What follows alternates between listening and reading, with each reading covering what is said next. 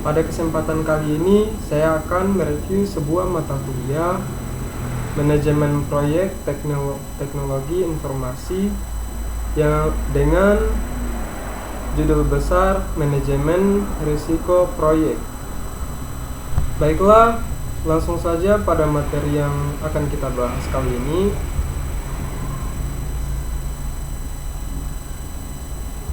Oke. Di sini kita diperlihatkan dengan kata problem. Jadi masalah atau problem secara waktu timbul dari aktivitas atau keputusan yang dilakukan pada masa lalu, sehingga saat ini sudah terjadi dan menjadi sudah diketahui dampaknya. Sebagai contoh, macet di Jakarta merupakan gambaran masalah karena sudah terjadi pada kondisi saat ini, dan penanganan kedepannya dilakukan oleh manajemen krisis atau operasional khusus. Baik, kemudian risk atau resiko. Sementara risiko merupakan kejadian yang belum terjadi, baru merupakan perkiraan akan terjadinya pada saatnya nanti.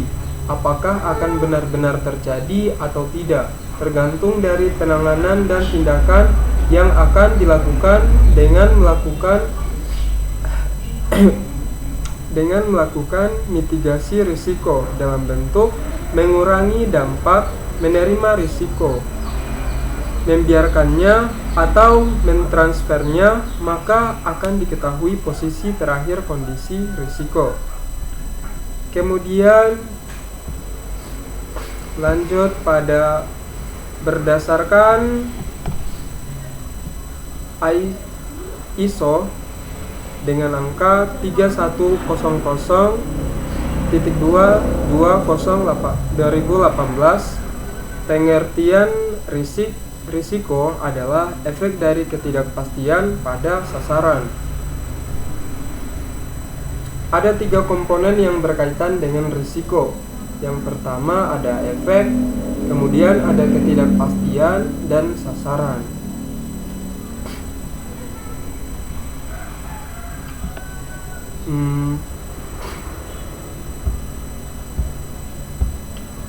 Sebentar ya.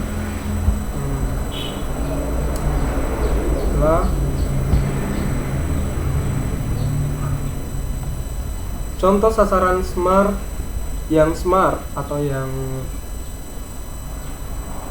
smart itu misalnya membangun jaringan 5 GB di kota-kota besar di Indonesia sebanyak 1000 BTS pada kuartal 4 tahun pada tahun 2020. Dengan sasaran tersebut, jika dapat mengetahui sasaran yang akan dicapai secara spesifik, terukur maupun waktu pencapaiannya.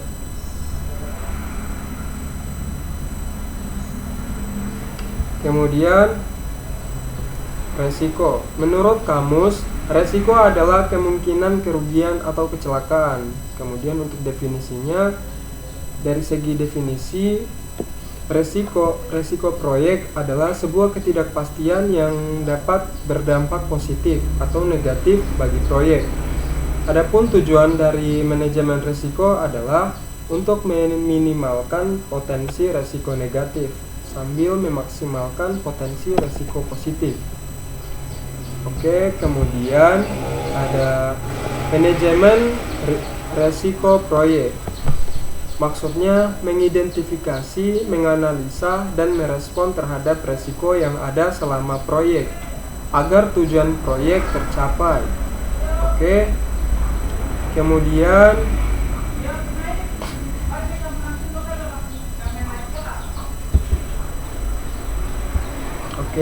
manajemen risiko.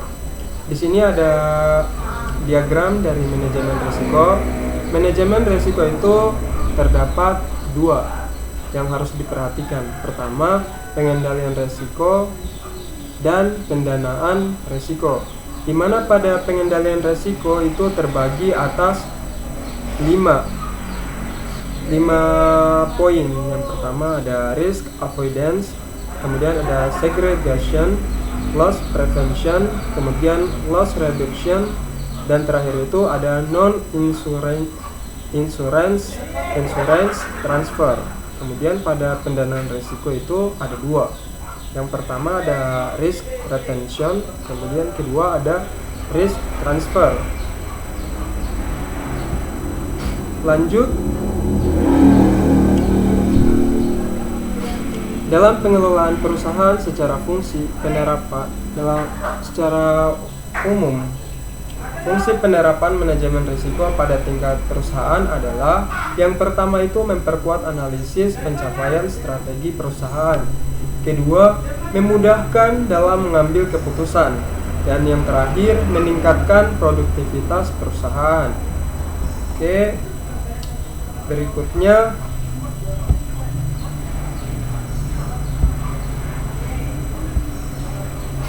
proses manajemen risiko proyek.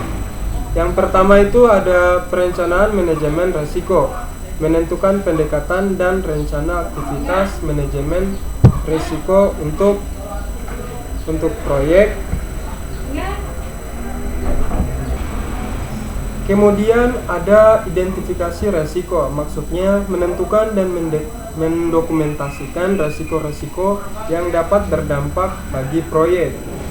Lanjut, melakukan analisa risiko kualitatif, maksudnya memprioritaskan risiko berdasarkan probabilitas dan dampak dari risiko tersebut.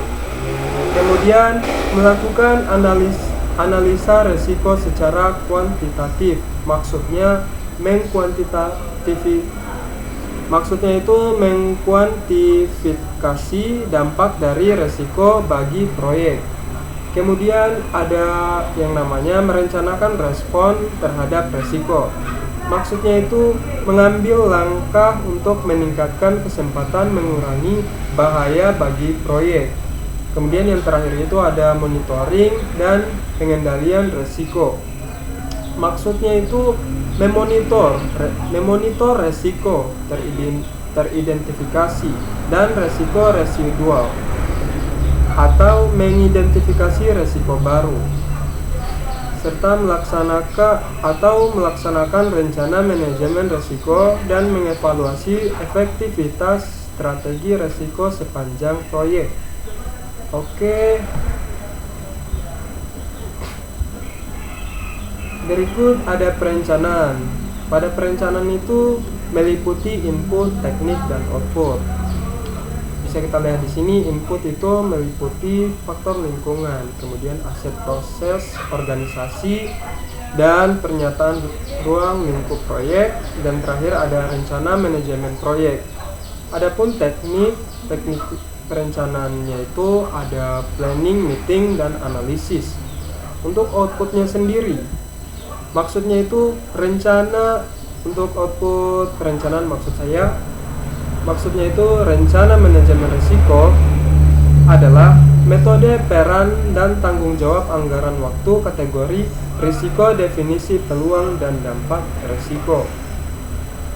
Oke, mungkin itu saja yang bisa saya jelaskan. Lebih kurangnya mohon dimaafkan. Billahi taufiq wal hidayah. Wassalamualaikum warahmatullahi wabarakatuh.